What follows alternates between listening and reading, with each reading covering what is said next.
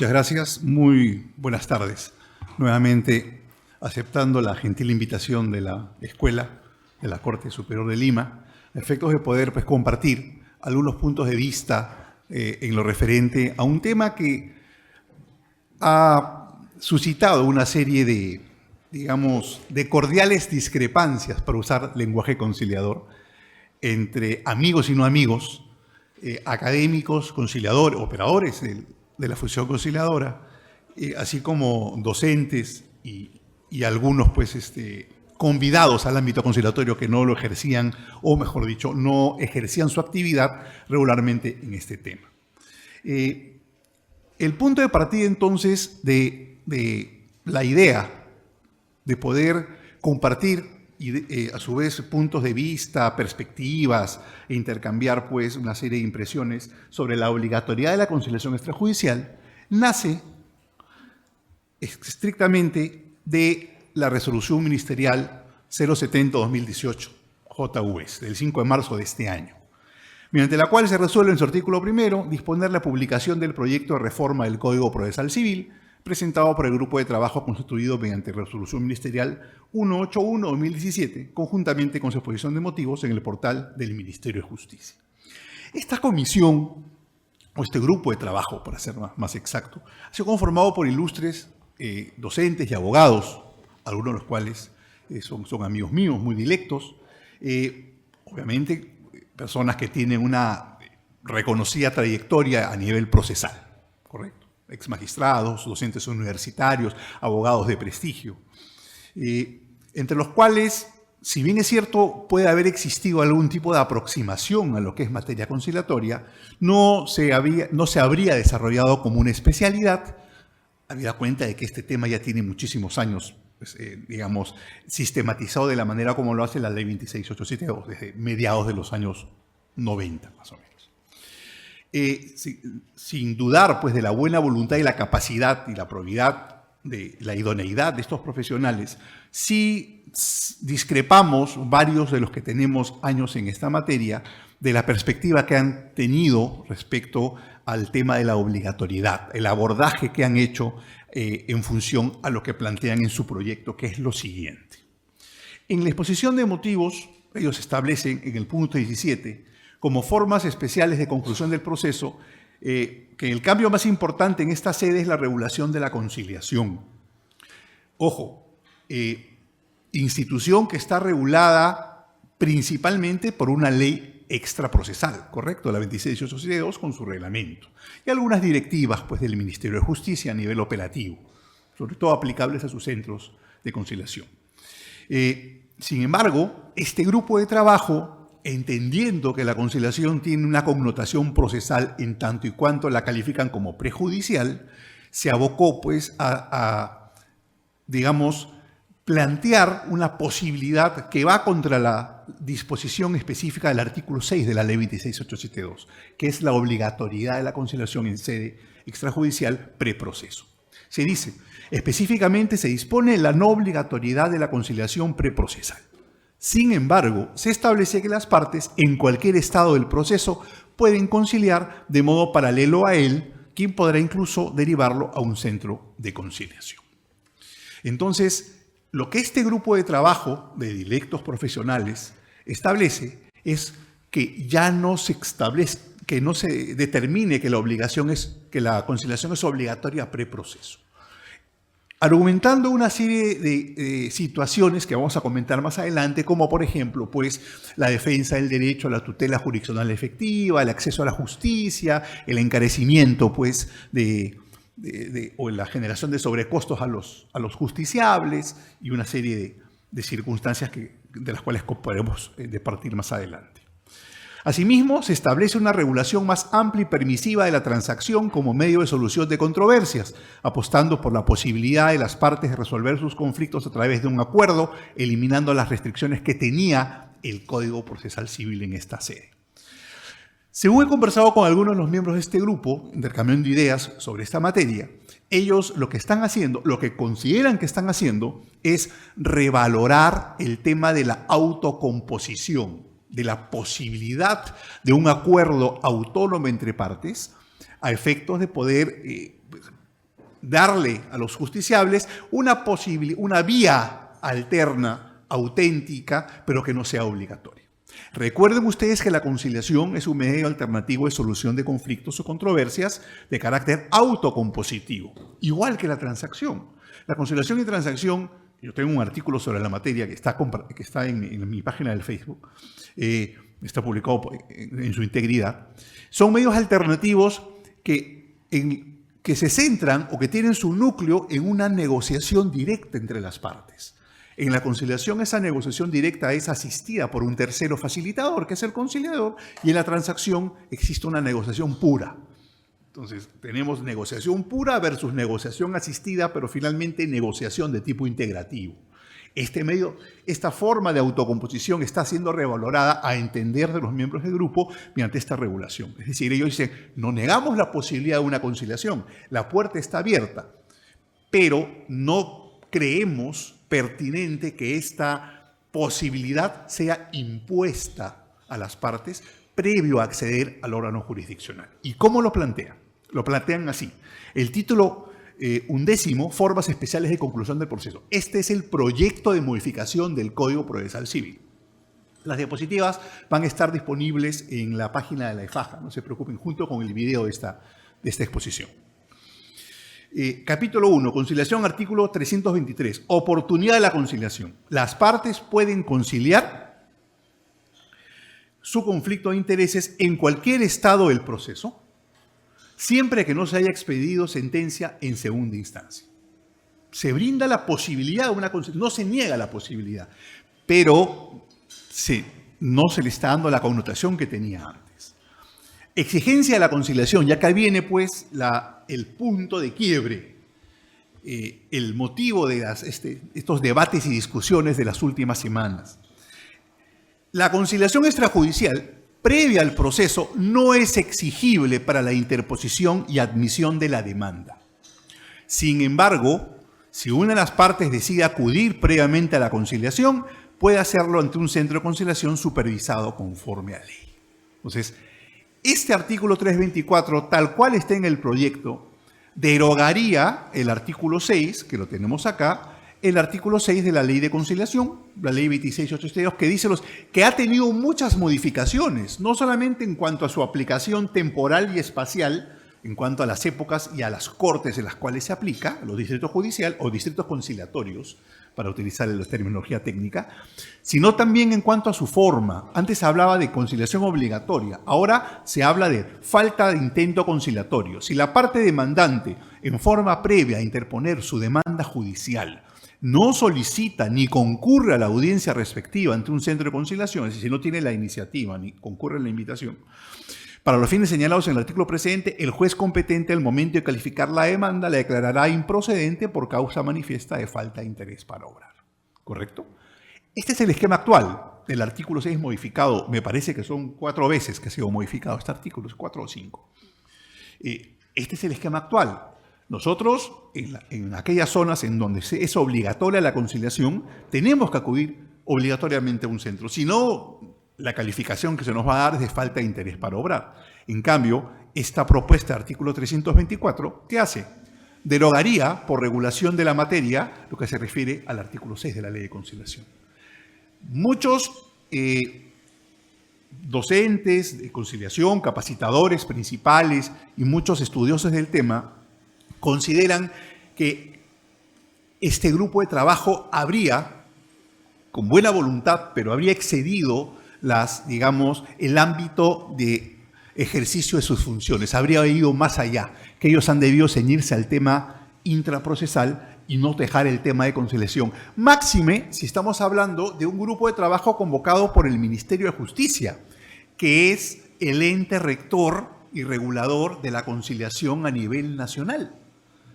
Al parecer, no ha habido una conexión, una comunicación entre este grupo de trabajo o aquellos que lo organizaron o convocaron y la Dirección Nacional de Conciliación y Medios Alternativos. ¿Por qué? Porque según tengo entendido, no me he entrevistado personalmente, pero conozco a personas que lo han hecho, han tomado contacto con la dirección, con los cambios que ha habido, y sí estarían apostando por la continuidad de la obligatoriedad de la conciliación. contraria a la opinión de este grupo plasmada en el proyecto. Entonces vemos cómo en una misma institución pública, que es el Ministerio de Justicia, existiría una aparente contradicción. Un grupo de trabajo dice que la conciliación obligatoria no debería ir y el ente regulador, digamos, de esta propia entidad, dice apostaría por la continuidad. Muchas gracias, doctora. Entonces, partamos primero por ordenar las cosas. Yo creo que lo que ha debido haber antes de publicitar este proyecto ha sido una concordia entre los sujetos internos de la propia entidad.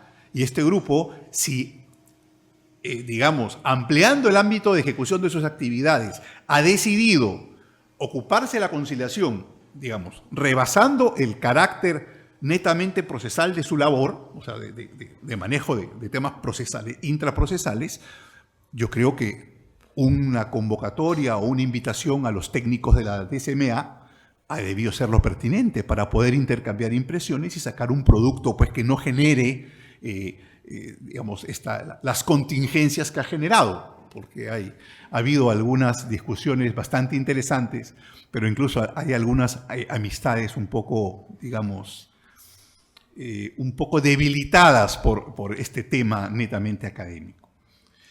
¿Qué más dice este proyecto de Código Procesal Civil? Las partes pueden decidir en cualquier estado del proceso acudir de común acuerdo a un centro de conciliación. Primero, véase el primer párrafo.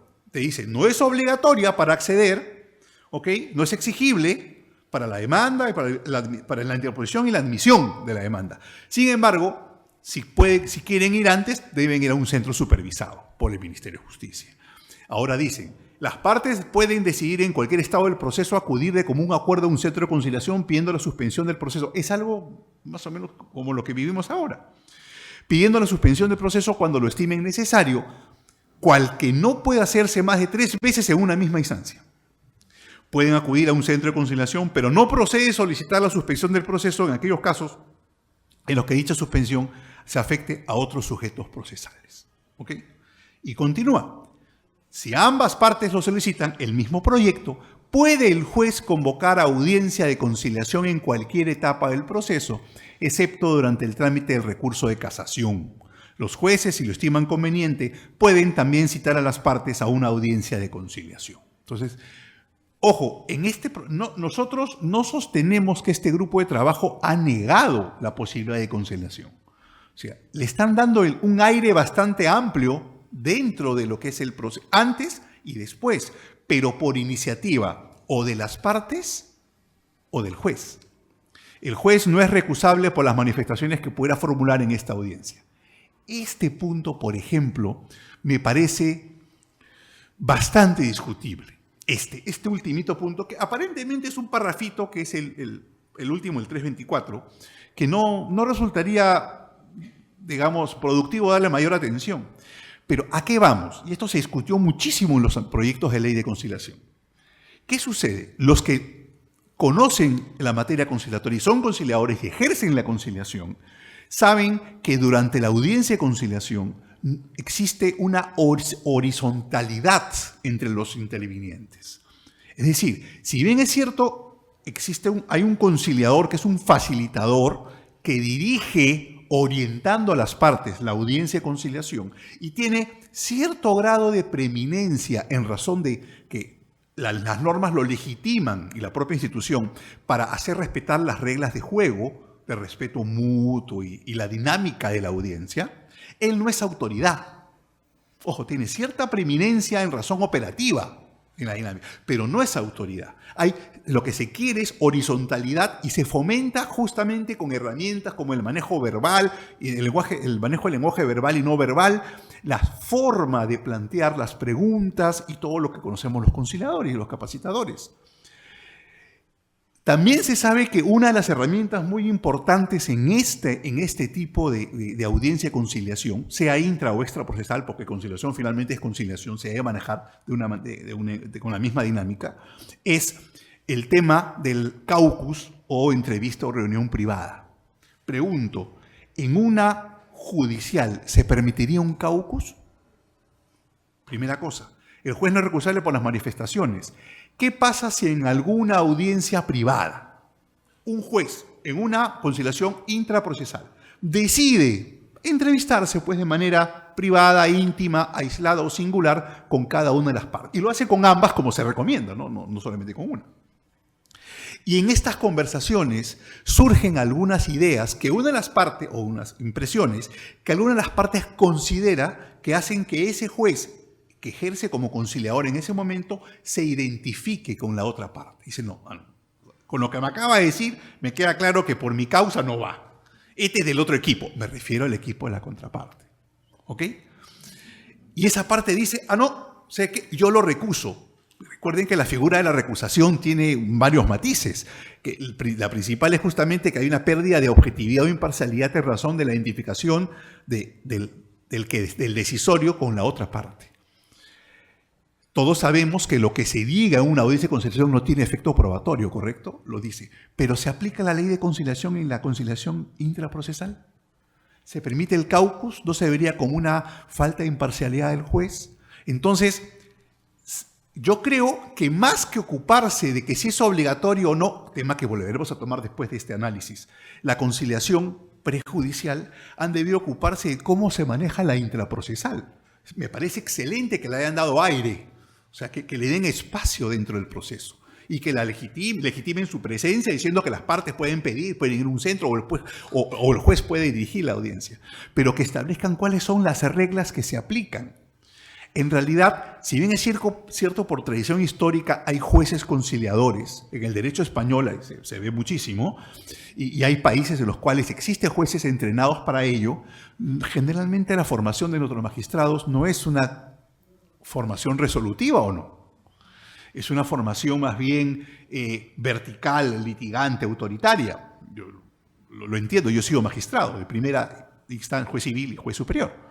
He podido compartir con ellos durante 2 años que estuve en la corte, y la verdad, su perspectiva de resolutiva a nivel conciliatorio no es muy atendible.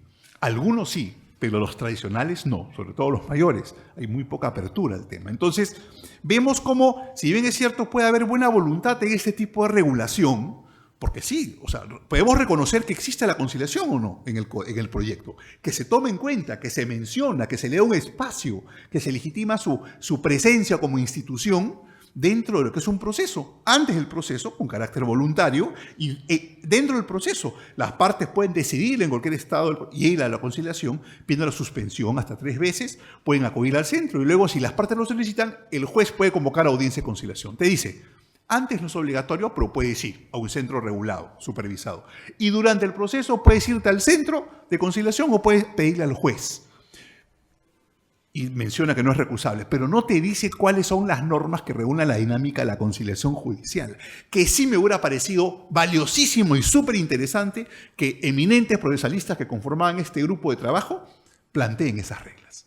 Para eso hemos debido juntarlos, los que manejamos procesal y conciliación, para ver cómo traspolamos la dinámica conciliatoria regulada por la ley de conciliación a la intraprocesal.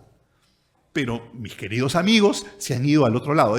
Le han dado su espacio, pero yo entiendo que es como un cascarón un poco vacío, ¿no? Le falta darle contenido, porque sí resultaría muy cuestionable este tema de el juez no es recusable por las manifestaciones. Claro, no tiene carácter probatorio, pero ¿cómo se manejan? ¿Qué herramientas puede utilizar el juez dentro de la conciliación procesal? Se va a limitar, como ¿se acuerdan en la regulación del código? Antiguamente, ¿cómo era? El juez tiene que plantear la fórmula. ¿Cómo eran los hechos, la conciliación judicial? Se sentaba el juez, yo propongo esto, ¿acepta? No. ¿Acepta? No. Perfecto, acabo la conciliación. Era así. No había espacio para el debate, no había espacio para aplicar ninguna herramienta que tanto nos cuesta a los capacitadores enseñarle a nuestros alumnos y tanto les cuesta a los alumnos aprender, rompiendo esta lógica de litigio que los que hemos estudiado Derecho conocemos. En mi época de universitario, que no es hace mucho, ¿ok?, no había el curso de conciliación ni de negociación, yo lo aprendí fuera de la universidad. Ahora existen en algunas universidades como curso obligatorio y en otras como electivo. Y este es un ejemplo muy interesante para lo que vamos a debatir más adelante. Muchos decían, no, la conciliación en estos dimes y diretes, la conciliación no debe ser obligatoria porque no se puede imponer la libertad. Los mecanismos autocompositivos se caracterizan, o su naturaleza se basa en ¿qué? En la libertad de elegir solucionar por la vía pacífica las controversias. Si quieren pelearse, tienen la libertad de hacerlo. No puedes obligarlo a conciliar. Ahí hay que partir el concepto de conciliación. El concepto de conciliación es un concepto bidimensional o dual, ¿o no? Conciliación se entiende como procedimiento, como medio alternativo. Negociación integrativa, digamos, asistida por un tercero. Y también se entiende como el resultado, ¿o no? Se llegó a una conciliación. Entonces, la conciliación tiene dos niveles o dos dimensiones. Un nivel procedimental y un nivel de acuerdo, un nivel consensual. Es decir, se llama conciliación tanto al procedimiento como al resultado positivo del procedimiento. ¿Es verdad o no? Entonces, cuando se dice que en el esquema actual se obliga a las partes a conciliar, no se les está obligando a llegar a un acuerdo, utilizando el concepto consensual final, sino se les está obligando a darse la oportunidad. ¿Generando qué? Generando una inercia resolutiva, como yo la denomino, que forma parte de una sociedad responsable de formar a sus integrantes en una cultura de paz. Es igual que los cursos, y siendo docente de tantos años, los cursos universitarios. Señores, seamos francos. Cuando nosotros estudiamos, habían cursos obligatorios y cursos electivos, ¿correcto? Obligatorios, frito pescadito, hay que llevarlo. ¿No es cierto? Con el logro que los ponen ahí, caballero. Y a veces el horario no se puede escoger y te pelaste con quien te toque, ¿no es cierto? Ya. ¿Y los selectivos cómo se escogían? ¿Por el horario o no? No, acá tengo mucho hueco. ¿Qué es? Seguridad social. No importa, ya, hay que llevarlo. Fue mi caso, por ejemplo. Hay que llevarlo. Un tema que no me gustaba, es más, no aprendí nada. O sea, lo aprobé, pero finalmente, seamos honestos. Si en la universidad no te obligan a estudiar algo, muy poca gente escoge un curso electivo porque realmente tiene vocación o le gusta o le llama la atención. ¿Lo escoge por qué? Porque se acomoda básicamente a su horario o porque necesita créditos o no. Por eso. Entonces, ¿cuánta gente se matricula por vocación en un curso electivo de negociación y solución de conflictos? Tú pregúntale a la mitad, yo he enseñado en varias universidades ese curso, más de la mitad decía, no sé qué hago acá, profesor. O sea, cuadrado con mi horario, porque trabajo, practico, en el estudio me obligan a estar, o todas las tardes, o todas las... ya, se acomodó, cuadró en él. Más o menos pasa lo mismo. O sea, si tú no obligas en las facultades de Derecho y otras, ojo, no solo las de Derecho, en todas las facultades debería haber un curso de solución de conflictos. En todas las carreras, sean de ciencias o de letras. Eso es fundamental. Eso es iniciar una formación. Recuerden que una cosa es instrucción y otra cosa... La educación comprende la instrucción en conocimientos y la formación en valores. Yo me acuerdo cuando estudié en Costa Rica en mi primaria, en el colegio, había un banderín que decía: educar no es dar carrera para vivir, sino templar el alma para la vida. De un poeta de apellido Caballero, centroamericano, costarricense me parece. Y nosotros tenemos que entender que la instrucción debe ir acompañada de formación. Y esta formación se puede dar en ciertos cursos. Yo siempre recordaré, yo soy recoletano, a mucha honra de la Recoleta, y yo tenía un curso en cuarto y quinto de media, 2 años, que se llamaba Educación para el Amor. El mejor curso que yo recuerdo haber tenido en el colegio, e incluso en la universidad, lo dictaba el padre Hubert Lancier, en paz descanse. Tengo mi cuaderno todavía de ese curso. Sí, y lo uso para mis cursos de conciliación, porque tiene cosas extraordinarias. Lo dictaba un cura, pero un cura fuera de serie, como era el padre Lancier, que tiene un libro que se llama Los dientes del dragón, que se los recomiendo. Lo pueden encontrar en varios sitios, que es una recopilación de sus mejores artículos. Sí, él me enseñó filosofía en el colegio. Profesor de la Sorbona de París en filosofía, hablaba 10 idiomas a la perfección. Y el padre era capellán de los penales, era la única persona que entraba al pabellón de los terroristas en la época del Frontón y no le pasaba absolutamente. Era súper respetado, fue presidente de la Comisión de Indultos, recuerdan ustedes. Y ese curso de educación por el amor tenía por vocación, ¿qué cosa? No que aprobemos, sino que aprendamos. Y esa es la gran diferencia. ¿Qué pasa en las universidades? Curso electivo, curso obligatorio. Obligatorio hay que llevarlo. Electivo lo busco el más fácil para aprobar porque necesito el crédito o el que me cuadre en el horario. Igual pasa con la conciliación. La gente se va a ir siempre por lo más fácil y lo más fácil no es siempre lo mejor. Tenemos que esforzarnos como sociedad en encauzar nuestros mecanismos de solución de conflictos, encauzar nuestras voluntades como los niños chicos. Si somos una sociedad inmadura, como si fuéramos un niño, tenemos que darnos espacios de oportunidad para poder aprender a manejar los conflictos de manera madura, con gente que nos oriente, con tutores, conciliadores facilitadores. Otro tema es, ¿quiénes son estos conciliadores? Bueno, hay de todo calibre también. Habría que ajustar un poco el tema de capacitación. Los centros cursos fantasma, listas que no existen, así como la congresista que estudió en el cementerio, todos son almas en pena menos ella, ¿no es cierto? Pasa igual con... Claro, eso es un tema que podría ser motivo de otra charla. Ajustar las clavijas de la formación de centros de conciliación y de capacitación, en fin. Pero así como en los cursos, si no es obligatorio, lo pasamos para agua tibia, igual pasa con la solución de conflictos. Vamos a ir por lo más fácil, de frente al pleito, y no nos damos el espacio de encauzar nuestras voluntades de una manera más positiva, la oportunidad al menos de.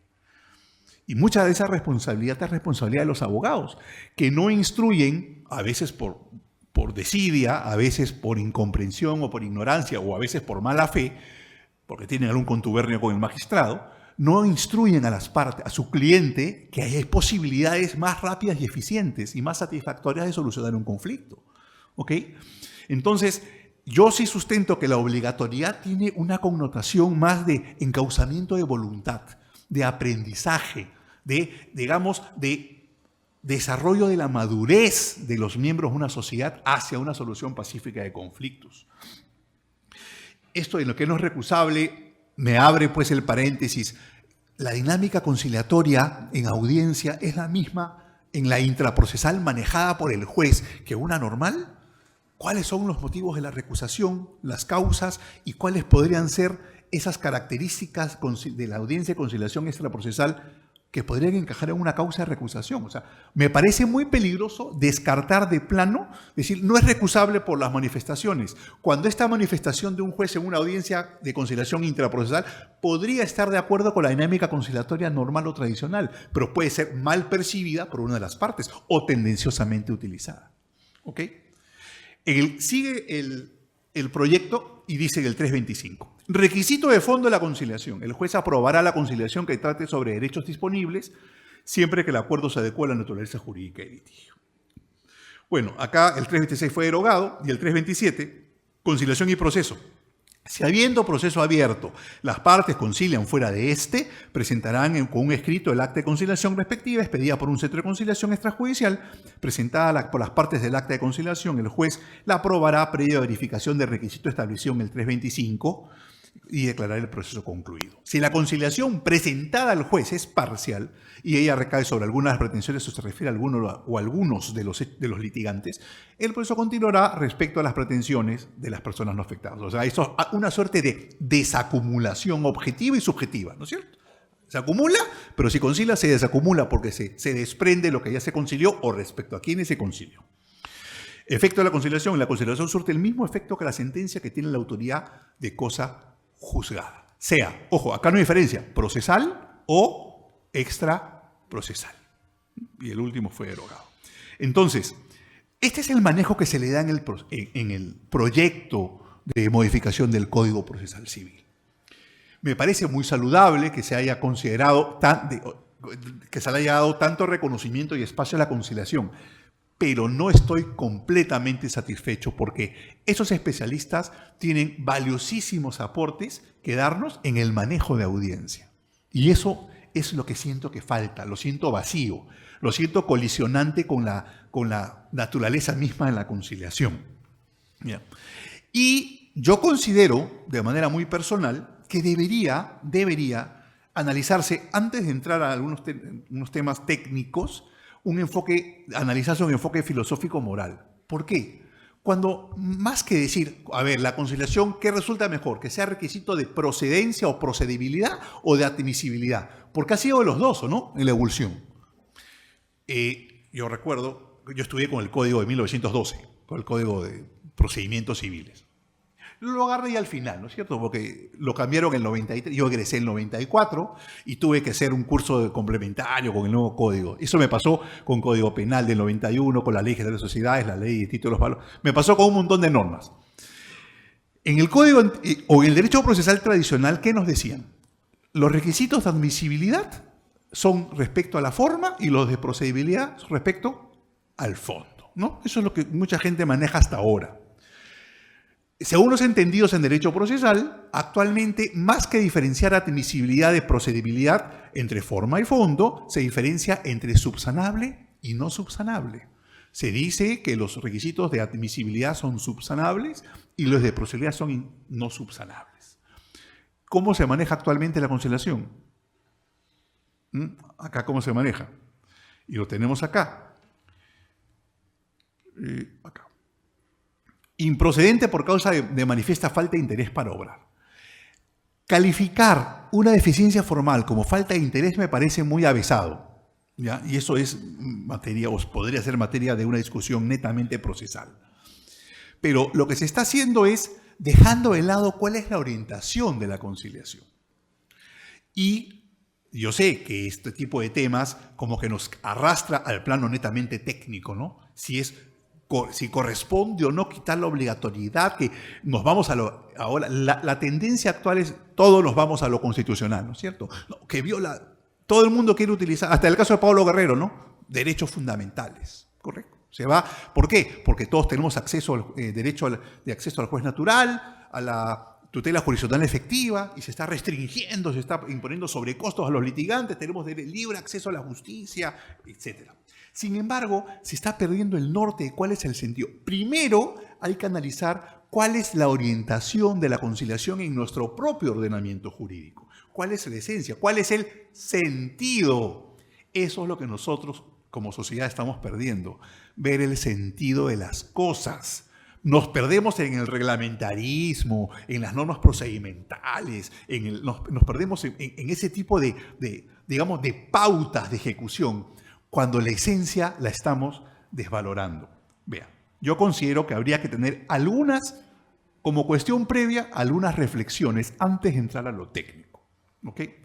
En este caso, enfoque filosófico moral. La norma de conciliación dice, la conciliación propicia una cultura de paz, ¿correcto?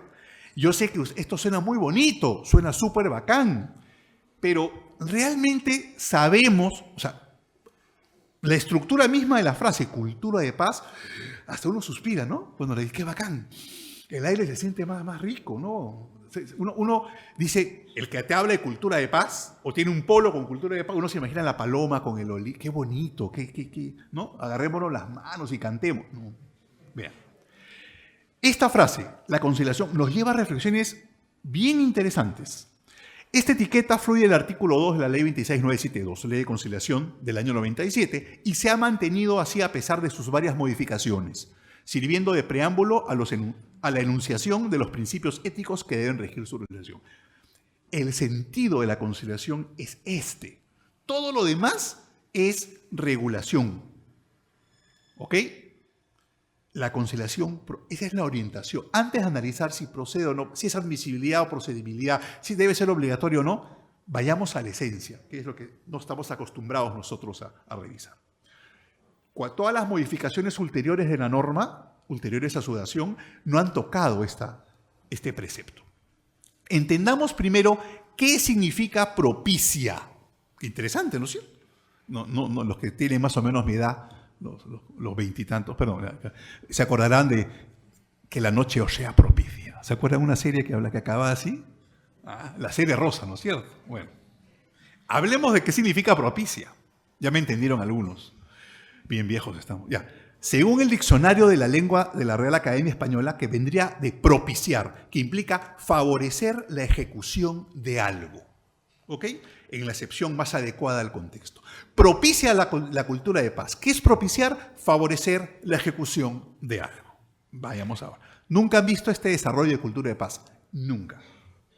Así las cosas, tenemos entonces que la conciliación, como mecanismo alternativo de solución de conflictos, favorece la ejecución de una cultura de paz. Eso es lo que es. Propicia es, favorece la ejecución de una cultura de paz. Ahora bien, independientemente del uso antojadizo, impropio y conveniente que algunas personas e instituciones le han dado a la frase, porque es una frase muy manoseada o no. Todo el mundo era cultura de paz, ¿no es cierto? Todos son, qué lindos son todos, no es así. Aproximémonos a los verdaderos alcances de cultura de paz fuera de discursos políticos o similares. Encontramos que los antecedentes del contenido de la categoría cultura de paz se remontan a 1900. Hoy día van a saber de dónde sale esta frasecita. 1946, cuando en la Constitución de la Organización de las Naciones Unidas para la Educación, la Ciencia y la Cultura se enuncian, entre otras, ideas como que las guerras nacen en la mente de los hombres. Es en la mente de los hombres donde deben erigirse los baluartes de la paz. También que la amplia difusión de la cultura y la educación de la humanidad para la justicia, la libertad y la paz son indispensables a la dignidad del hombre. Esos son textuales. Y que una paz fundada exclusivamente en acuerdos políticos y económicos, acuerdos a todo nivel, entre gobiernos no podrá obtener el apoyo unánime, sincero y perdurable de los pueblos, y que por consiguiente esa paz debe basarse en la solidaridad intelectual y moral de la humanidad. Estos referentes fueron consolidados en la expresión cultura de paz, acuñada por el sacerdote y profesor peruano Felipe MacGregor, rector de la Universidad Católica, que lideró un equipo que publicó el libro titulado Cultura de Paz y quien llevó el término a la UNESCO para las reuniones preparatorias de la conferencia de Yamoussoukro, Costa de Marfil, en el año 89. O sea, esta categoría cultura de paz utilizada a nivel mundial, ¿dónde tiene su origen? En el Perú, por el padre MacGregor, con este equipo. ¿Sabían eso? Ahí está. Importante estimamos rescatar las impresiones del padre MacGregor respecto a la génesis de la expresión cultura de paz. Él mismo explica de dónde sale. O sea, es el papá, el autor de la criatura. Veremos pues de dónde sale. Cuando dice, en 1986, el ministro de Educación del Perú nombró una Comisión Nacional Permanente de Educación para la Paz, de la que fui nombrado presidente. Éramos 16 profesores, trabajadores en educación primaria, secundaria, técnico profesional o universitaria. Antes de proponer una educación para la paz, decidimos escribir cada uno nuestra concepción de paz y exponerla. Esas actas son riquísimas. Fue una de las más ricas experiencias de mi vida, dice el padre MacGregor, una eminencia, una autoridad.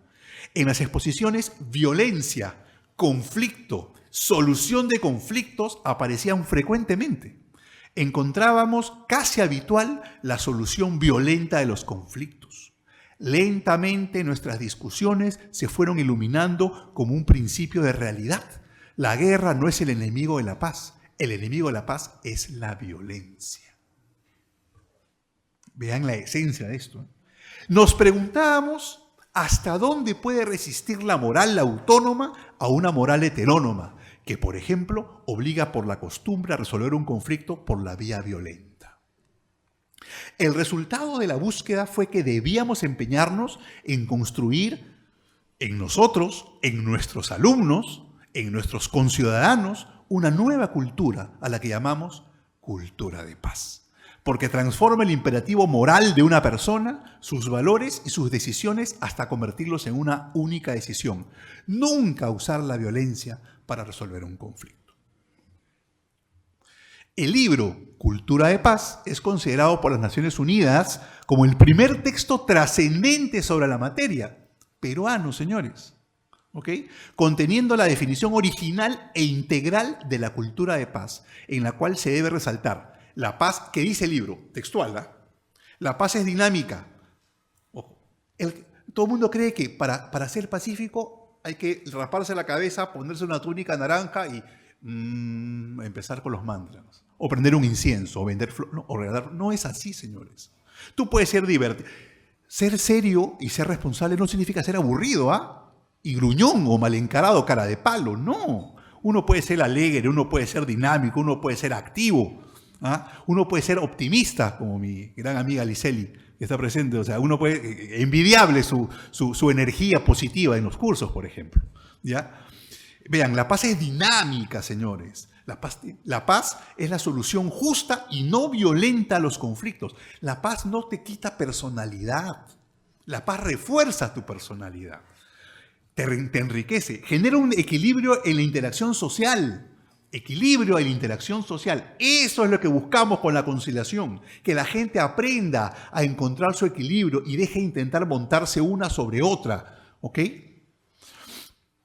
De tal manera que todos los miembros de la sociedad puedan vivir en relaciones armoniosas uno con el otro. Donde hay violencia no hay paz. Donde hay injusticia y ausencia de libertad no hay paz. Para lograr un equilibrio en la dinámica de las relaciones sociales, la paz debe ser fundada en la justicia y en la libertad. UNESCO, 1986, página 147. Estos postulados han nutrido numerosos y diversos encuentros internacionales e inspirado múltiples esfuerzos nacionales por orientar la gestión educativa, llegando al programa de la UNESCO en el año 94. ¿Ok? Vean, de ahí surge. O sea, ustedes decían, cultura de paz. Qué bacán, ¿quién lo habría inventado? Qué chévere el que ha puesto eso en la ley. Bueno, eso fue sacado justamente de un texto peruano de un equipo comandado por el padre MacGregor. Peruano. ¿Ok? De ahí surge. Vean las ideas fuerzas, ojo, libertad, justicia como sustento de la paz, equilibrio, dinámica, todo lo que se aplica en la conciliación o no. Sí. ¿Y qué es lo que se impone? Dense la oportunidad. Aprendan, encaucen voluntades, no renuncien a su voluntad, encáucenla, ¿ok? Aprendan a pedir, aprendan a plantear. El Estado está apoyando esta iniciativa, justamente supervigilando y fomentando la implementación de la conciliación. Por eso sostenemos que debe ser obligatoria. Por eso, no porque te obliguen a firmar un papel, sino que te obliguen al menos a aprender a escuchar a una persona que tiene mucho que decirte de cómo se pueden favorecer las relaciones y buscar el equilibrio mediante una solución consensuada. No es la panacea, no te va a resolver la vida, pero te puede ayudar a ir construyendo justamente una nueva mentalidad, poco a poco. Y que tú no seas renegón en tu casa o en tu trabajo, que aprendas a escuchar, que aprendas a no ser reactivo, sino a ser proactivo, a ser reflexivo antes que te gane el genio o el ímpetu. Coincidimos con la historiadora Margarita Giesecke cuando sostiene que con la referida obra Cultura de Paz se propone una paz vital, dinámica, cotidiana, tenaz, ilustrada, consciente y voluntaria, con la convicción de que los conflictos se resuelven solo por dos caminos, por la violencia o por la paz. En este sentido, es necesario remarcar que la paz no puede ser suficientemente descrita como ausencia de guerra, sino como reinado de la justicia. Uno de los rasgos más interesantes de la construcción de la cultura de paz es el carácter vivo del término. La paz no es pasiva. La paz no es no hacer. La paz es hacer, pero hacer bien. ¿Ok? Ciertamente, cada foro mundial, cada cumbre, cada asamblea institucional ha enriquecido la definición de una cultura de paz. Este proceso es aún más rico por los aportes regionales, nacionales y locales. Sigue la investigadora. La investigación de la violencia y la paz ofrecen resultados novedosos según cada región y país. Se respeta la idiosincrasia.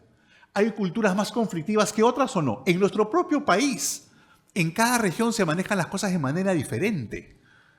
Justamente hoy, por ejemplo, me tocó, estoy asesorando un programa del Ministerio de Vivienda en la Amazonía, ver una forma de solucionar de conflictos de los nativos, por ejemplo, de los aguajún, ha sido, si no le pagan los contratistas la mano de obra contratada, ellos retienen a cualquier persona que está ahí hasta que se le pague. Para ellos es normal, o sea, para ellos el concepto de secuestro no está dentro de de sus alcances. Simplemente ejecutan lo que tienen que hacer para conseguir su resultado. Tienen otra óptica. No podemos nosotros juzgar a los diferentes actores en regiones distintas y con cosmovisiones diferentes de la misma manera. Justamente por eso la paz se basa en ¿qué? En la libertad y en la justicia. Y la justicia debe respetar esa libertad. Recuerden que el artículo 149 de la Constitución, ¿de qué habla?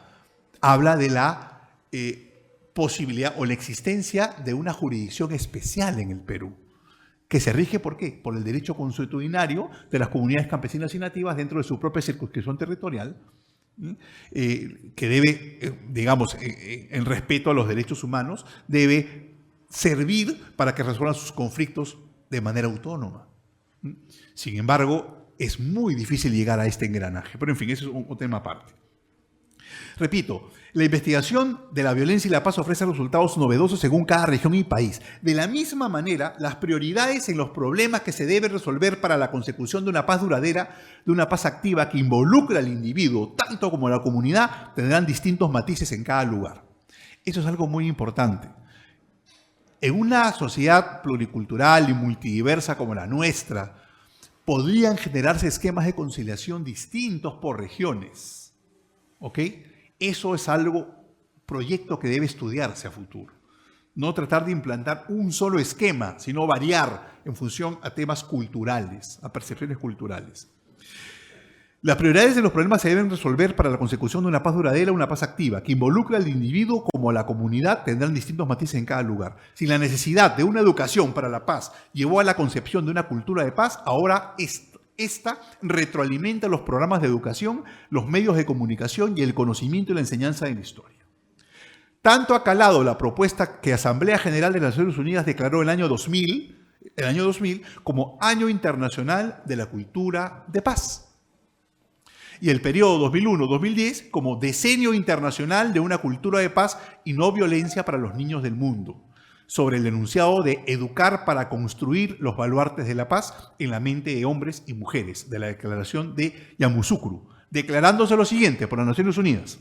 La paz es, y acá está la parte final donde ellos, digamos, consolidan todos esos aportes, que es el sentido de, si la conciliación favorece la ejecución, propicia la cultura de paz, este es el objetivo de un sistema conciliatorio que brinda una oportunidad obligatoria al inicio. La paz es esencialmente el respeto de la vida. La paz es el bien más preciado de la humanidad. La paz no es solo el término de los conflictos armados. La paz es un comportamiento. La paz es un comportamiento, no es un resultado. Es una forma de enfocar la vida, justamente. Y eso es lo que nosotros propiciamos. Es obligatoria, señores, no porque quiero que te sientes ahí a perder tu tiempo. O sea, realmente, ¿saben ustedes que más valioso que muchas veces que lleguen a un acuerdo, una conciliación extrajudicial preprocesal, es que esa persona va una vez, va dos veces, va interiorizando, va generándose una apertura, va calando la posibilidad de que las cosas puedan ser diferentes. ¿Saben cómo cuesta romper la costra litigiosa que tenemos muchos abogados y muchos litigantes? Es complejo porque es una formación de años. Muchas veces las personas en nuestro hogar, ahora, por ejemplo, ¿quiénes tienen hijos menores? Yo tengo uno de 7 años, por ejemplo. Antes yo le contestaba a mi mamá, y mi mamá era, Bruce Lee era un chancay al lado de mi madre. La reacción cuando el latigazo era ¡pa! Y de vuelta, ¡pa! ¡Pa! Y a mí se me ocurría ir a denunciar, ¿no? Ahora no puedes tocarlo. Antes, que hay que ir a terapias ahora, ¿no? Los colegios nos tienen hasta acá, que la terapia, una terapia, 2 terapias, no. Antes la terapia era la chancleta, la correa o la escobilla, ¿no? Esa escobilla de carey de la abuela que te la aventaban como tomahawk, así, como hacha. ¿Se acuerdan? ¿Pasa o no? ¿Cuántos hemos sido formados en ese esquema familiar? ¿Ah? El viejo, y lo que decía el abuelo, olvídate, con una mirada manejaba todo el mundo. Era la verticalidad, el autoritarismo o no. ¿Cómo quieres que nosotros salgamos, pues? Si así nos han formado. Claro, somos seres pensantes, tenemos voluntad, podemos hacer un esfuerzo por mejorar, ¿ya? Pero no todos tenemos la misma fuerza de voluntad o la posibilidad o la capacidad reflexiva. Necesitamos apoyo.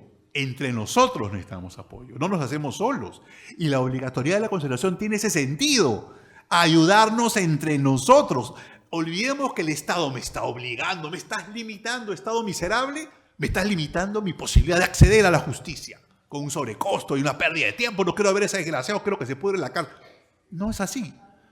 O sea, ¿sabes qué? Mi deber como Estado también es educarte, es encauzar tu voluntad, es darte la oportunidad de mejorar tu calidad de ciudadano, por ti y por los demás. ¿Okay? Ese es el sentido de la obligatoriedad. Más que un requisito formal, véalo como una posibilidad de mejora sustancial. ¿Por qué nos quedamos siempre en el formalismo? ¿Por qué no pensamos cuál es el sentido de la conciliación?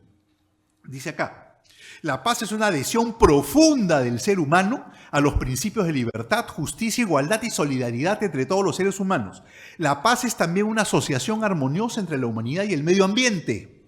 Hoy en día, en vísperas del siglo XXI, esto fue escrito antes en Yusukra, la paz está a nuestro alcance. Cambiar la percepción del conflicto. Cambiar la percepción del conflicto. Esa frase es vital, señores. Naciones Unidas lo reconoce. ¿Sí? Esa oportunidad que tenemos nosotros, a veces dices que chochera, ok, bacán, estás obligado a estar acá porque si no tu demanda se va, no, ya. Pero ¿sabes qué? Más que llegar a un acuerdo ahorita, empieza a cambiar tu percepción del conflicto, de la forma como se aborda, de la manera como puedes tú llegar a una solución. Empieza a aprender, porque es parte de un aprendizaje. Esa obligación no es por fastidiar, no es por fregarnos la paciencia. No es un castigo, no es una imposición arbitraria. Es una medida que tiene un sentido, finalmente tiene un aspecto teleológico. ¿Cuál es la finalidad? Es esta. Claro, yo estoy seguro que existen un montón de centros de conciliación chicha que les importa un rábano esto y que simplemente trabajan porque tienen que trabajar. Y que muchos conciliadores se sientan y ni siquiera saben lo que significa cultura de paz. Como en cualquier carrera, señores. Así como hay jueces extraordinarios y jueces adefesios. ¿Ok? Así como hay médicos que son humanos, sensibles, y médicos que te tratan como si fueras peor que ganado cuando vas a su consultorio. Que ni siquiera te miran. ¿Ok? O sea, y me ha pasado hace poquito con mi hijito que lo llevé a un médico, ni siquiera lo miró. Me dio un papel para que llenen unas formas, con unas preguntas. O sea, así como en todos los oficios, profesiones, carreras, en todos los roles, hay gente valiosa y gente que la verdad no debería llamarse gente. ¿Ya? Por eso es la diversidad y tenemos que nosotros trabajar por mejorar justamente eso. Entonces, no pidamos que todos comulguen con esto, que lo entiendan o sea, el hecho de tener, ¿cuántos van a darme la razón? Un cartón que te diga que eres conciliador, no implica que seas conciliador. No sé si me entiende. O sea, calificas legalmente como conciliador. Está como el Congreso, la secretaria de una cierta congresista, ¿no? Legalmente califica, pero no debería. Pues hay muchos conciliadores que no deberían ser conciliadores. No deberían ejercer como conciliadores. Igual que muchos abogados, igual que muchos médicos, igual que muchos jueces, ¿o no? Igual que muchos docentes. ¿Cuántos se acuerdan ustedes en la universidad que tienen docentes? Algunos de ustedes deben recordar docentes extraordinarios, pero también docentes que eran una vergüenza o no. Que no se sabe que estaban ahí porque eran amigos del decano. Bueno, ahora ya en principio hay más filtros. Pero antes eras amigo del decano y eras docente, ¿o no? Así se manejaban las cosas antes. O sea, yo me acuerdo de los que hemos tenido la suerte de docentes.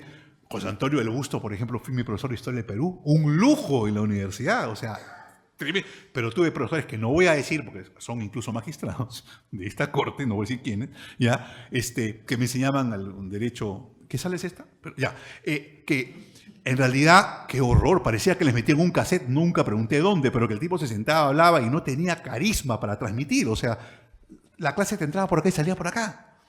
Así como hay gente idónea para todos los roles, no pidamos que todos los centros todos los conciliadores interioricen esta idea o que trabajen con el norte de generar una cultura de paz. Muchos trabajan con el norte de la subsistencia, ¿o no? Sí. Yo sé que hay muchísimos centros y conciliadores que están, no, ¿por qué nos quieren quitar la obligatoriedad? Que no. Les importa un rábano la cultura de paz, lo que les importa es que no le quiten su trabajo. Y no es reprochable eso, no es su posición y hay que respetarla. Es su modus vivendi. Tienen familia, tienen que comer, se respeta. Pero sería mucho más rico aportar a esa causa con un sentido, no quedándonos solamente en lo reglamentarista, en lo formal, sino dándole contenido a todo esto. A eso iba con esta exposición. Se dice, el conflicto no es algo a eliminar, sino una oportunidad. Vean esto, repito, hoy en día, y esta es la parte central, hoy en día, en vísperas del siglo XXI, la paz está a nuestro alcance. Cambiar la percepción del conflicto, vital. El conflicto no es algo a eliminar, es algo, vivimos con el conflicto. El conflicto estimula la dinámica social, señores, ¿ok? Sino una oportunidad para mejorar actitudes, conductas y situaciones. Ayuda a adquirir habilidades sociales que permitan resolver conflictos de manera no violenta. ¿Qué se busca con la conciliación obligatoria? ¿Jorobarte la vida para evitar que llegues inmediatamente al Poder Judicial? No, busca que aprendas, que adquieras habilidades sociales que por tu formación no tuviste. Y no es tu culpa. Eres medio sonso, así te hicieron, pues. Estoy yendo al extremo, ¿me entiendes? Todos somos sonsos así como todos somos medio locos, ¿no es cierto? La famosa latencia, que en alguna medida se manifiesta en nuestra vida, ¿no? Algunos bien escondidos la tienen, pero ahí está. Entonces, la oportunidad, señores, que nos da la conciliación obligatoria es este encauzamiento. Por eso, yo no me encanta debatir sobre temas técnicos, jurídicos, como decía un amigo, sobre cuestiones cojurídicas, decía él. Bueno, formalismo, procedibilidad, admisibilidad, y es rico, el debate es rico, sí, pero a veces son discusiones bizantinas cuando no tienes norte, cuando no tiene contenido. Y este proyecto me parece muy, muy respetable, y a su vez respeto muchísimo a esos profesionales que han estado trabajando arduamente en ese tema, yo lo sé, pero yo creo que han debido recurrir a competencias de otros profesionales que manejan el tema para poder enriquecer su propuesta. Que sí considero que han excedido un poco el tema intraprocesal, que la materia del código se han metido con una institución de manera tangencial, pero la están afectando, desvirtuando su sentido, que es este. Repito, es generar una oportunidad. ¿Cuál es el sentido de la conciliación obligatoria? Y lo digo y lo defiendo y lo ratifico ahora. Es generar una oportunidad para mejorar actitudes, conductas y situaciones. Ayudar a adquirir habilidades sociales que permitan resolver los conflictos de manera no violenta. Es un proceso de aprendizaje que estamos viviendo actualmente. Y eso es lo que se está defendiendo. Y no lo he inventado yo. Lo dicen Naciones Unidas, y esto está específicamente acá, en la declaración de Yamoussoukro, que pueden bajarlo ustedes de internet, para que tengan el texto completo. ¿Ok? Naciones Unidas. Ayudar a los más jóvenes a reconocer, nombrar y expresar sus emociones. Ayudar a los y las jóvenes a desarrollar, reconocer y utilizar su empatía de modo que perciban en todo momento personas. Eso. Es decir, individuos en vez de extranjeros o extranjeras, miembros de otra etnia, religión, grupo. Informar del sufrimiento que tienen que soportar millones de personas del mundo a causa de la pobreza, la persecución político-religiosa, por su origen étnico, su tendencia sexual, por el hecho de ser mujer, por el hecho de ser niño, niña, etc. Y cuando se habla de jóvenes, no debe pensar solamente en púberes o universitarios, no, debe pensarse en ciudadanos jóvenes. Porque existe también una juventud en lo que se refiere al ejercicio de la ciudadanía. Tú puedes tener 30 años, como yo, ¿no es cierto? Pero, por favor, pero eres un ciudadano joven. ¿Por qué? Porque no eres inmaduro en el ejercicio de tus derechos ciudadanos. ¿Correcto? Sigues tirando la basura en la calle. No cruzas por la esquina. Te cuelas en la cola del mercado, no respetas a los demás, no saludas, no das las gracias. Eres un animal muchas veces cuando te comportas en la calle, ¿o no? Le metes el carro, tocas el claxon como si fueras ambulancia. Entonces, eres inmaduro como ciudadano, pues. ¿Ok? Entonces, esta juventud no debe tomarse solamente en la juventud, digamos, biológica, sino también en la juventud ciudadana, en el ejercicio de los derechos ciudadanos, desde la perspectiva de los derechos desde la perspectiva del ejercicio de los derechos ciudadanos. Si nosotros en nuestra gran mayoría somos ciudadanos jóvenes, somos inmaduros en el ejercicio de nuestros derechos ciudadanos, ¿qué requerimos? Que nos encaucen a madurar. ¿Correcto? Y el Estado cumple ese rol. De alguna manera, es su responsabilidad también. ¿Ok? Y no solamente poniendo cursos como educación cívica, que ya no existe, ¿no? Que debería volver, yo creo, igual que la instrucción premilitar. Debería, es mi modesta opinión. Debería volver. Habría menos reggaetoneros a menos que canten en los cuarteles y ahí estamos fregados. Yo creo que es así. Esta conciliación, señores, si Muchos creo que deben haber esperado que yo venga a rebatir con cuestiones doctrinarias, que por qué debe ser admisibilidad y no procedibilidad o viceversa, y por qué es obligatorio o no. No. La esencia, la legitimación moral que tiene la figura. ¿Y qué significa que sea obligatoria? Que tenemos que colaborar con nuestra madurez como ciudadanos en el ejercicio de la ciudadanía. Y la ciudadanía es un concepto que engloba al individuo y a sus circundantes. No es algo que se ejerza de manera autónoma, porque todo derecho ciudadano tiene siempre una consecuencia, una repercusión en los demás o no. Tenemos que aprender a ser ciudadanos y esa oportunidad conciliatoria creo que nos da una excelente posibilidad de empezar a encauzar esas voluntades. Educar en la responsabilidad. Todo esto se aplica perfecto por el tema. Y está a su disposición en este texto lo he escrito, o sea, el artículo lo he hecho yo, por si acaso. Por eso no pongo derechos de autor. Educar en la responsabilidad, en el conocimiento y la conciencia de que nuestros actos y nuestras decisiones, lo que acabo de decir, afectan a terceros. Lo que tú hagas en una audiencia de conciliación frente a tu contraparte, tu demandado, por ejemplo, no solo se va a quedar ahí. Eso se va, el conflicto, y los que son conciliadores se van a entender, tiene un efecto multiplicador o no. Sí, el bien se multiplica más lento y tiene menos alcance que el mal, por si acaso. El bien llega, pero el mal llega más rápido, es más publicitado, es más notorio, ¿correcto? ¿Se acuerdan de esa película Cadena de Favores? No sé si se acuerdan. Ya. El bien llega y puede ser un monstruo, pero el mal tiene mejor marketing. Si no, vean los noticieros. ¿Es enfermante ver un noticiero en la mañana o no? Todo es malo. Todo es malo. Asesinatos, violaciones, corrupción, todo. No hay nada. Cuando un noticiero, hasta los deportes es malo ahorita. Todo es malo. Cuando un noticiero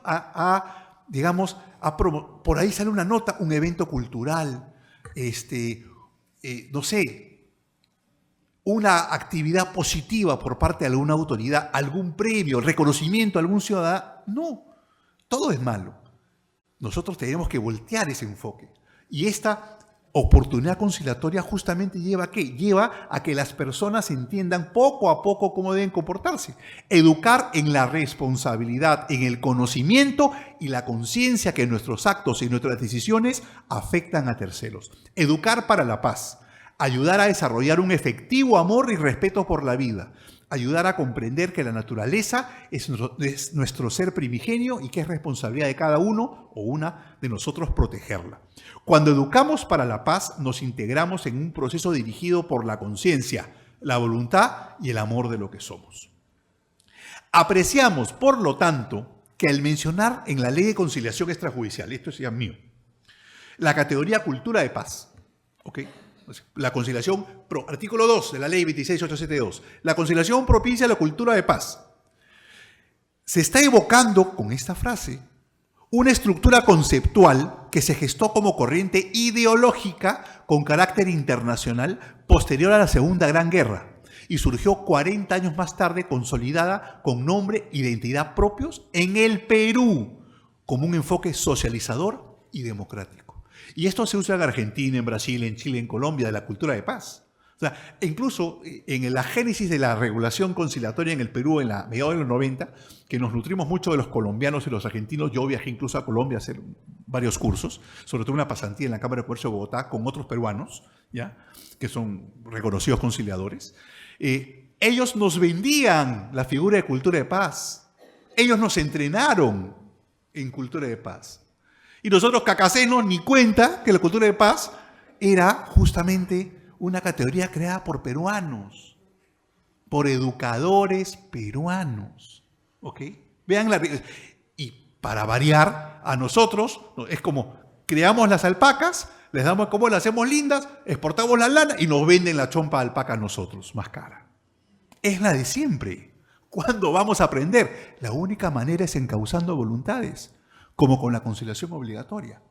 Nadie te obliga a firmar un acuerdo, pero por lo menos date la oportunidad de escuchar, de evolucionar, de aprender a ser mejor ciudadano, de madurar en el ejercicio de tus derechos ciudadanos, de ser consciente que lo que tú hagas en esa audiencia no solamente te repercute a ti, sino a todo el entorno de ambas partes.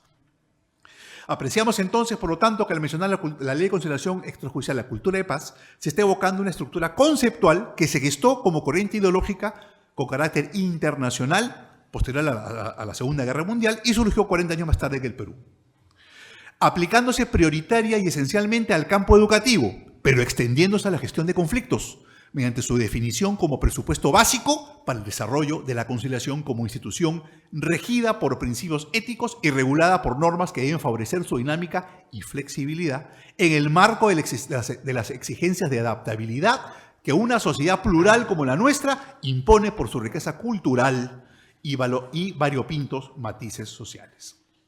Entonces, señores, la obligatoriedad no debe pasar por una discusión de plano formal reglamentarista. Pasa por el sentido, ¿ok? Repito, no todos compartimos esto, o porque no lo entendemos bien, o no lo conocemos, o simplemente nos importa más nuestra supervivencia. Pero la naturaleza de la institución es una sola, y el sentido de la conciliación está en su artículo 2. No hay que ir más allá, propiciar la cultura de paz. ¿Qué es esto? Favorecer la ejecución de una cultura de paz. ¿Y qué es ejecución? Es la realización de actos concretos. ¿Y cómo se realizan los actos concretos? Dando espacio para actuar. ¿Y cómo se da el espacio para actuar a unos ciudadanos inmaduros? Obligándolos a darse la oportunidad de escuchar y aplicar formas diferentes y maduras, responsables de solución de controversias. Es una cadena lógica. Estamos firmemente convencidos que cuando aludiendo a la cultura de paz se habla de educación, no solamente debe asumirse singularmente como tal al proceso instructivo, basado en la incorporación y comprensión del conocimiento, sino en el proceso formativo, lo que hablé inicialmente. En general, que implica también la interiorización de valores que permitan justamente incorporar en la mente y conducta de la gente menor y mayor la necesidad de buscar una solución más eficiente a sus conflictos y que lo óptimo es la vía pacífica que la conciliación ofrece. Proceso formativo que es retroalimentativo y no se agota en los centros de estudio, sino que es permanente y continuo en el regular devenir, sustentando la legitimidad de titularidad y el ejercicio de la ciudadanía. ¿Ok? Repito, la conciliación obligatoria no solamente, debe ser un eslabón en la cadena de medidas que hay que tomar para madurar como ciudadanos. Una de ellas debe ser poner los cursos obligatorios de solución de conflictos en todas las carreras, por ejemplo. En todas. Y en los colegios. Señores, en Colombia tienen en primaria, tienen monitores de solución de conflicto. En primaria, con su chalequito naranja. Cuando yo fui a verlo, estaban así, conciliador. ¿Ya? Y con su silbato. Bronca, hay algo, decía alguien, porque los enanos juegan pues, y tienen desavenencias, ¿no es cierto? Y los ponen en una salita que tienen solución de conflictos. Y vean cómo les enseñan. Nosotros somos, al ser jóvenes, ciudadanos jóvenes, es decir, inmaduros, agradecidos de la ciudadanía, tienen que educarnos. Ellos tenían una silla que decía, el que escucha, silla con orejas. Una silla con orejas. Imagínense la silla con orejas. ¿Ya? Y el que habla. Una boca en la parte de arriba. Entonces, cuando se sentaba uno en la silla que escucha, no podías hablar, tenías que esperar a que el otro diga todo lo que tiene que decir. Y luego se cambiaban los roles y se cambiaban de silla y el que hablaba pasó a escuchar y el que escucha pasó a hablar. O sea, y tenían unos murales muy simpáticos donde había un muro en cada ladrillo existían conceptos negativos. Y tenía un puente donde en cada piedra o ladrillo que formaba el puente tenía diálogo, oportunidad, solidaridad, amistad, amor. Y en el muro tenía pelea, pleito, gritos, violencia, golpes. Entonces, esos efectos visuales dentro del ambiente de solución de controversias van generando una conciencia en los enanos. Y eso, chiquititos de primaria. Número 1, en el Perú, considerar eso en primaria, secundaria y obligatorio, nada de electivos, en todas las carreras. O solamente los abogados tienen que aprender a manejar conflictos. Mi experiencia como docente a maestría, 23 cursos de maestría en mi vida. Yo dictaba maestría en educación, en Derecho, en MBA y en Educación. Dios mío, los docentes me asustaron con la conflictividad que tenían. Realmente me asustaron. Y yo hice un doctorado en educación y éramos 4 abogados del montón de educadores. Y nosotros éramos los ratones de grupo porque cuando se agarraban las discusiones se destrozaban entre ellos. O sea, tengo grandes amigos docentes, brillantes. Algunos ya fallecieron porque eran mucho mayores que yo. Y hablo de esto hace más de 10, 15 años. Pero la verdad, ¿qué falta nos hace a los docentes aprender a manejar? Básico en las carreras de educación, sea el nivel que sea, curso de solución de conflictos. Y ojo, no solamente eso, porque nosotros seguimos un curso, cuando estamos en el proyecto de Harvard hace muchos años en APENAC, formación de formadores. Una vez que apruebas todos los niveles de solución de conflictos, llevas un curso especializado en cómo enseñar solución de conflictos. Desde cómo hacer una pizarra, cómo pararte, qué ejercicios usar, todo completo. Es un un curso así de largo. Eso de todos nuestros docentes. Entonces, la conciliación obligatoria es un punto más, un eslabón de la cadena. Cursos obligatorios en las facultades, en todas las profesiones. Y en los docentes, curso de cómo enseñar aparte solución de controversias. Con actividades de solución de conflictos en los colegios también. En las parroquias que tienen gran poder de parroquias o iglesias evangélicas de cualquier credo, enseñar, tener jornadas de solución de conflictos gratuitas, integrar hacer redes de solución de conflictos, fomentar en los gremios empresariales, en las cámaras de comercio, no solamente en los centros de arbitraje, que es para hacer caja, sino también jornadas de solución de controversias a nivel allá. En Colombia cada gremio tiene su centro de conciliación, los transportistas, los arroceros, etc. Entonces, nosotros nos falta muchísimo madurar como ciudadanos para generar más espacios en esta madurez en el ejercicio de la ciudadanía. Es así como hemos transitado sumariamente por la germinación y florecimiento de la expresión cultura de paz. Germinación, cómo nació, y florecimiento, cómo se desarrolló, tomando atención en la evolución de sus fundamentos teóricos determinados en el libro que le dio su nombre propio e identidad. Aquí, en el Perú, y que se irradió a todo el orbe por la acción internacional.